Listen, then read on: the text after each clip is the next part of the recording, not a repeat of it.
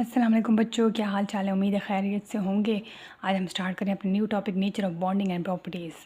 तो वीडियो पूरी देखिएगा क्योंकि बहुत ज़्यादा शदीद गर्मी और मैं शदीद गर्मी में सिर्फ आप लोगों के लिए क्लूज़ वाले टॉपिक लेके आई हूँ और आपके लिए लेक्चर कर रही हूँ। ठीक है, तो अच्छा ठीक है, वीडियो को लाइक ज़रूर कर दीजिएगा और अपना फीडबैक देना ना भूलिएगा। Nature of bonding and properties, यानी जो हमारे पास आयनिक कंपाउंड है, ये जो कोवलेंट बॉन्ड्स हैं, ये जो कंपाउंड्स हैं इनके दरमियान फोर्सेस कैसी हैं इसके बारे में पढ़ेंगे। अब फोर्सेस किस तरह होंगी, इनके मेल्टिंग पॉइंट कैसे हैं, मेल्टिंग बॉइलिंग पॉइंट कैसे हैं, ये किस तरह नज़र आती हैं, इसके बारे में आज पढ़ेंगे। Nature of bonding and properties. आप अपनी बुक अपने पास रखें और यहाँ से मेरे साथ साथ एक एक चीज़ को गौर करना शुरू कर दें, क्योंकि ये अगर आगे ना समझ तो आपको सारा कॉन्सेप्ट क्लियर हो जाएगा। क्योंकि ये शॉर्ट क्वेश्चन में आते हैं, इसमें काफ़ी ज़्यादा शॉर्ट क्वेश्चन बनेंगे और नोट्स एंड पे होते हैं। हर वीडियो के एंड पे नोट्स होते हैं। इजी कैम ऑफिशियल के फेसबुक पेज पे नोट्स अवेलेबल होते हैं, वहाँ से देख लिया करें और फिर भी कोई बात समझना है तो पूछ लिया करें। इन आयनिक कंपाउंड्स पॉजिटिवली चार्ज, और यहाँ पे मैंने अंडरलाइन कर लिए हैं कुछ मेन पॉइंट्स, तो आपने उन्हीं को देखना है। ये मेन कॉन्सेप्ट आपका क्लियर हो जाएगा। In ionic compounds the oppositely charged ions held together by the strong electrostatic forces of attraction in the form of crystal lattice. Crystal lattice एक थ्री डायमेंशनल होती है जिसमें अरेंज होते हैं, पॉजिटिव नेगेटिव चार्ज अरेंज होते हैं ख़ास तरतीब से और वो क्रिस्टल लैटिस बनाते हैं। और ये रिजिड होते हैं, सख्त होते हैं, ये आयनिक कंपाउंड्स की बात करें, और ये स्टेबल होते हैं, ये सॉलिड फॉर्म में एग्जिस्ट करते हैं, इनके मेल्टिंग बॉइलिंग पॉइंट बहुत ज़्यादा हाई होते हैं और ये ion spherical and positively oppositely charge होते हैं। जाहिर है क्रिस्टल लैटिस की बात हो रही है तो उसमें अपोजिटली चार्ज ही होंगे, पॉजिटिव नेगेटिव ही होंगे जो अरेंज होते हैं। और ये सराउंड करते हैं एक दूसरे को ऑल साइड से, दोनों साइड से, ऑल साइड जितनी भी साइड्स हैं। Ionic bonds are non directional, इनकी कोई डायरेक्शन नहीं होती। इनके अरेंजमेंट, आयंस की अरेंजमेंट की वजह से एक क्रिस्टल लैटिस बनती है। ये जो आपको पिक्चर जो है नज़र आ रही है ना, ये क्रिस्टल लैटिस बन रही है। NaCl की मैंने आपको दिखाई थी, तो ये देखें ये क्रिस्टल लैटिस है। ठीक है, इसमें आयंस अरेंज होते हैं थ्री डायमेंशनल फॉर्म में। उसके बाद है इफ़ एन एक्सटर्नल फोर्स, अगर हम कोई फोर्स अप्लाई करें इस क्रिस्टल लैटिस पे तो ये जल्दी से ब्रेक हो जाएगी। क्या मतलब, अभी तो हम कह रहे थे कि इसके फोर्सेस स्ट्रॉन्ग है, अभी तो हम कह रहे थे मेल्टिंग बॉइलिंग पॉइंट स्ट्रॉन्ग है, हाई है, इस अभी तो हम कह रहे थे कि ये रिजिड है, सख्त है, अरेंजमेंट है, ये क्रिस्टल लैटिस है। लेकिन अगर हम इसके ऊपर फोर्स अप्लाई करेंगे तो ये जल्दी टूट जाएंगे। इसका मतलब है आयनिक कंपाउंड ब्रिटल है, हाईली ब्रिटल, भुरभुरे रेत की तरह। In solid form ionic compounds don't conduct. अच्छा, अगर सॉलिड फॉर्म में आयनिक कंपाउंड है तो इसमें से इलेक्ट्रिसिटी पास नहीं हो सकती। जाहिर है पत्थर है या नमक ले हो तो इसमें से कहाँ पास होगी, लेकिन नमक को अगर गीला कर दो, मेल्टेड स्टेट कर दो या नमक को पानी के अंदर डाल दो तो वो इलेक्ट्रिसिटी कंडक्टर होगी। कंडक्टिविटी तब होती है जब फ्री इलेक्ट्रॉन्स आयंस मूव कर रहे होते हैं ना, तब होती है। और इलेक्ट्रॉन्स और आयंस मूव तब करते हैं जब आप लिक्विड के अंदर डालते हो, आप इनको मेल्ट करते हो, आप पिघली हुई हालत में ले आते हो, तब इलेक्ट्रिसिटी पास होती है। यहाँ पे ionic compounds don't conduct electricity because ions are tightly held and can not move. Solid में जो है ना आयंस मूव नहीं कर सकते, तो इसलिए इलेक्ट्रिसिटी फिर कंडक्ट होती नहीं है। लेकिन अगर मोल्टन स्टेट होती है तो आयंस फ्री हो जाते हैं और कंडक्टिविटी स्टार्ट हो सकती है, इलेक्ट्रिसिटी पास हो सकती है। Ionic solids are generally soluble, ये पानी के अंदर, यहाँ पे अब सॉल्युबिलिटी की हेडिंग है, ये पानी के अंदर सॉल्युबल होते हैं। Water not only break the electrostatic force of attraction but also hydrate the resulting free ions. यहाँ पे दो बातें हैं। एक बात यह है कि वाटर की जो फोर्सेज हैं, वाटर के जो आयंस हैं वो सराउंड करने लग जाते हैं, वाटर ब्रेक करता है फोर्सेस को।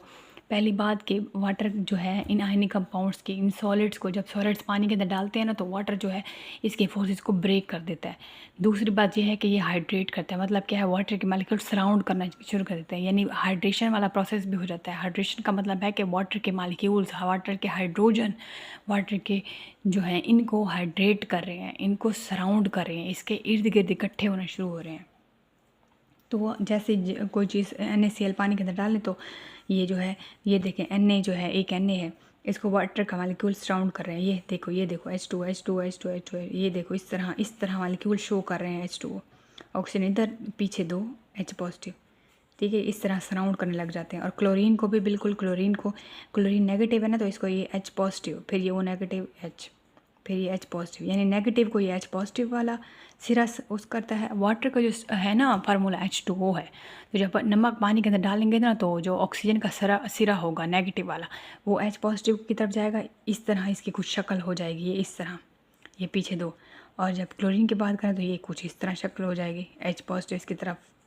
ठीक, यहाँ पे है ionic compounds is an aqueous solution also conduct electricity, यानी पानी के अंदर एक्वस, पानी के अंदर आयनिक कंपाउंड पानी के अंदर डालें तो कंडक्टिविटी इलेक्ट्रिसिटी होती है, कंडक्ट पास होती है, इलेक्ट्रिसिटी पास होगी फ्री आयंस की वजह से, क्योंकि आयंस फ्री हो जाते हैं। सॉलिड जब भी पानी के अंदर डालते हैं तो वो टूट जाते हैं पानी के अंदर, तो वो आयंस फ्री मूव कर देते हैं तो इलेक्ट्रिसिटी पास हो सकती है। Can now move towards their respective electrodes, वही बात कि वो नेगेटिव, क्लोरीन जो है नेगेटिवली चार्ज है, नेगेटिव होते हैं तो उसकी तरफ जो है पानी की ऑक्सीजन आती है। पानी का जो वाटर मॉलिक्यूल है H2O, उसकी ऑक्सीजन नेगेटिव है तो वो किसके पास आएगी, वो सोडियम के पास, उसका स्ट्रक्चर सोडियम की तरफ उसका मुंह होगा। और ये जो दूसरी है क्या कहते हैं उसको, क्लोरीन, उसकी तरफ H पॉजिटिव आएगा सिरा।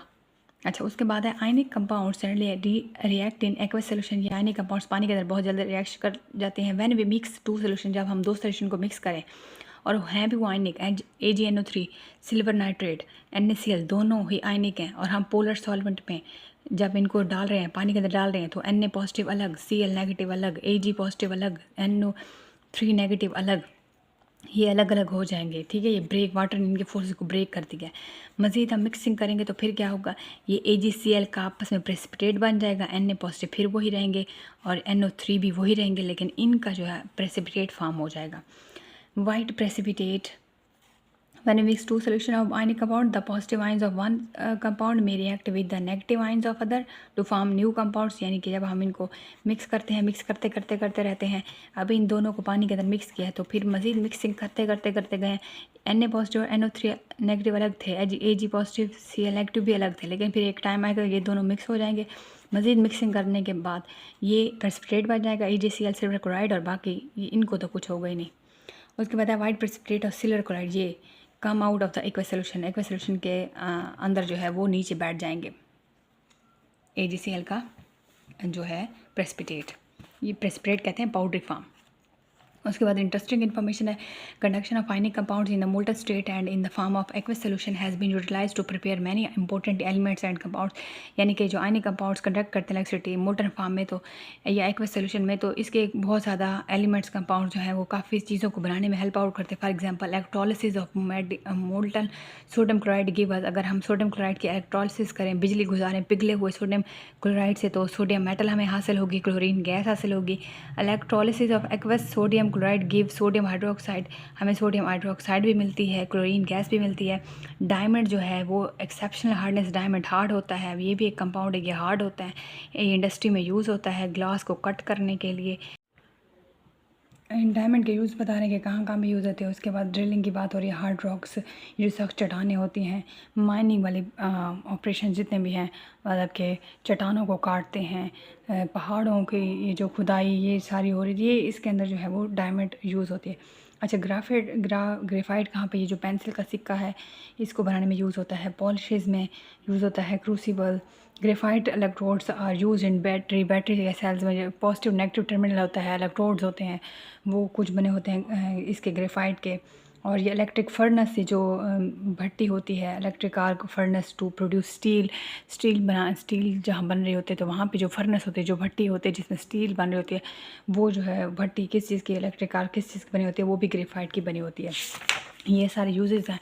आगे कुछ ऐसे कंपाउंड्स हैं, पहले आयनिक कंपाउंड की बात होती रही है, अब कोवलेंट बॉन्ड की, कोवलेंट कंपाउंड्स की बात होती रही है। एलिमेंट्स कंपाउंड्स जिनमें एटम्स आर कोवलेंटली बॉन्डेड, यानी कोवलेंट कंपाउंड्स की बात हो रही है, वो आयनिक कंपाउंड से डिफरेंट होते हैं। Elements present at right side, ये वाले जो कोवलेंट कंपाउंड्स होते हैं ये right side of periodic table में एटम होते हैं, ये डायटोमिक फॉर्म में एग्जिस्ट करते हैं। इनर्ट गैसेज कौन सी होती है, नोबल गैसेज। नोबल गैसेज के अलावा बाकी जितने भी हैं जिस साइड पे पड़े हैं वो कोवलेंटली बॉन्डेड है। नाइट्रोजन है, ऑक्सीजन है, डायटोमिक फॉर्म में है। डायटोमिक का मतलब है दो एटम, तो ये देखें N2 ये डायटोमिक है, एक नाइट्रोजन, ये दो नाइट्रोजन है, diatomic. Oxygen O2, fluorine F2, chlorine HCl2।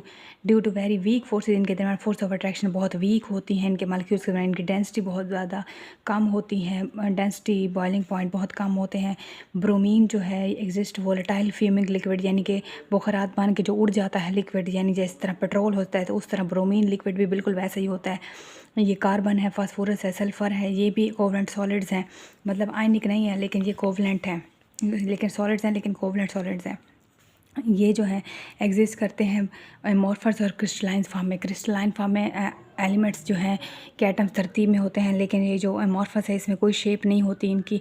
उसके बाद कोल है, कोल क्या होता है इसके ऊपर शॉर्ट क्वेश्चन आ सकता है। ये एमॉर्फस है, इसकी कोई ख़ास शेप नहीं होती। ये कार्बन की फॉर्म है, कोयला, ठीक है। Where is diamond and graphite, ये भी कार्बन की फॉर्म है, लेकिन डायमंड और ग्रेफाइट क्रिस्टल की फॉर्म में है, लेकिन कोयला जो कोल है ये क्रिस्टल फॉर्म के में नहीं है, ये एमॉर्फस फॉर्म में है। उसके बाद है coal is used as a fuel in the electricity generated plants. ये फ्यूल में इलेक्ट्रिसिटी प्रोड्यूस करने में यूज़ हो रहा है। डायमंड जो है वो कहाँ पे यूज़ हो रहा है? डायमंड जो है each carbon is surrounded by 4 other carbon. आपको पता है जो कार्बन एटम है, जो जितने भी ऑर्गेनिक कंपाउंड जितने भी यानी कि कार्बन की फॉर्म कैटेगरीज़ की फॉर्म हो रही है, उनके इलेक्ट्रोप्स की फॉर्म हो रही है, तो इसमें हर कार्बन जो है वो फर्दर 4 कार्बन के साथ अरेंज हो जाता है, लिंक होता है। इनके दरमियान जो बॉन्ड होता है वो कोवलेंट बॉन्ड होता है। इनका स्ट्रक्चर रिजिड होता है। डायमंड हार्ड है, सख्त है, इस अर्थ पे, इस प्लेनेट पे कटिंग के लिए, पॉलिशिंग के लिए, ड्रिलिंग के लिए यूज़ होता है। ग्रेफाइट जो पेंसिल का सिक्का है वो ग्रेफाइट उसके अंदर यूज़ होती है। इसका इसके लेयर की फॉर्म में स्ट्रक्चर होते हैं, अरेंज होते हैं। हेक्सागोनल रिंग्स हैं, पीछे हमने पढ़े थे। Layers are not bonded, bonded इनकी स्ट्रांगली नहीं है, तो ये स्लिप पास्ट हो सकते हैं एक दूसरे के ऊपर, ये मूव हो सकते हैं। ये लुब्रिकेंट के लिए यूज़ होता है। Further these layers are use in mobile electrons इसके अंदर प्रेजेंट होते हैं। और ग्रेफाइट गुड कंडक्टर इलेक्ट्रिसिटी का, और ये इलेक्ट्रोड्स की फॉर्म में भी यूज़ होता है। पीछे भी पड़ा है। बाइनरी कोवलेंट कंपाउंड्स क्या होते हैं? जो 2 एटम से मिलकर बने होते हैं। फॉर एग्जांपल ये एक कार्बन है, एक 4 हाइड्रोजन है, ये बाइनरी है। बाइनरी का मतलब 2 एटम। अब दूसरा एटम चाहे ज़्यादा भी हो, जिसमें हाइड्रोजन हो, कोई और एटम ज़्यादा हो, लेकिन ये बाइनरी हैं, 2 से मिलके बना है।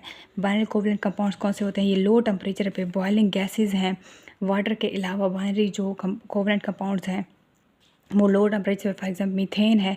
मीथेन हमारे जो घरों में गैस यूज़ होती है, CH4 इसका फार्मूला है। ये बाइनरी कोवलेंट कंपाउंड है। अमोनिया NH3, अमोनिया गैस, गटरों के अंदर से स्मेल जो आ रही होती है उसके अंदर से भी अमोनिया गैस की स्मेल होती है। हाइड्रोजन सल्फाइड, ये भी बाइनरी कोवलेंट कंपाउंड है। और हाइड्रोजन क्लोराइड HCl, ये भी बाइनरी कोवलेंट कंपाउंड है। Nitrogen dioxide, carbon dioxide, sulphur dioxide, ये भी कोवलेंट कंपाउंड्स हैं।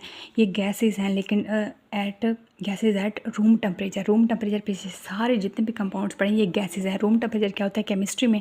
रूम टेम्परेचर 25 डिग्री सेंटीग्रेड वाला टेम्परेचर रूम टेम्परेचर होता है। वाटर एंड हाइड्रोजन, पानी H2O और हाइड्रोजन फ्लोराइड HF, ये लिक्विड है रूम टेम्परेचर पे। बाकी मतलब जितनी भी गैसेज है ऊपर अभी पड़ी हैं ये लिक्विड थी, ये गैसेस थी रूम टेम्परेचर पर, लेकिन सिवाय 2 के, हाइड्रोजन फ्लोराइड और वाटर, ये लिक्विड हैं रूम टेम्परेचर पे। लिक्विड वाटर की जो बॉइलिंग पॉइंट है वो हाई होता है, स्ट्रॉन्ग फोर्स होते हैं, ज़ाहिर है लिक्विड है। और इसके अंदर covalent molecule like hydrogen chloride और सल्फ्यूरिक एसिड या नाइट्रिक एसिड, ये आयनाइज भी हो सकते हैं पानी के अंदर। और फिर अगर ये आयनाइज होते हैं तो फिर ये एसिड की तरह भी बिहेव कर सकते हैं। HCl जो है जब वाटर इसे गुजारे तो ये रिवर्सिबल रिएक्शन होता है, मतलब इस तरफ ये जो रिएक्शन है हो सकता है फिर इसको अपोजिट वापस भी लेके आ सकते हैं। तो ये H positive Cl negative convert हो सकता है, H पॉजिटिव Cl नेगेटिव दोबारा हम वापस HCl में भी ला सकते हैं। इसलिए ये साइन जो है वो एरो रिवर्सिबल का। उसके बाद देखें H2SO4 है, इसके अंदर इसको पानी के अंदर डालें तो 2H पॉजिटिव अलग, ये 2H पॉजिटिव अलग, और SO4 2 नेगेटिव ये अलग। ठीक है, यहाँ तक कोई बात समझ रहा है ज़रूर पूछिएगा। यहाँ से इस चैप्टर से शॉर्ट क्वेश्चन आते हैं। अपने कॉन्सेप्ट को क्लियर रखें, अपने माइंड को फोकस रखें, तो बहुत आसान है आपके लिए केमिस्ट्री। नोट्स अटैच कर रही हूँ, ज़रूर देख लीजिएगा। और अपने मेरे चैनल को सब्सक्राइब कर दें और वीडियो को पूरा देखा करो, क्योंकि बहुत शदीद गर्मी में मैं सिर्फ आप लोगों के लिए बना रही होती हूँ। ठीक है, अपना ख्याल रखिएगा। मिलते हैं नेक्स्ट लेक्चर में। Thank you so much. अल्लाह हाफिज़।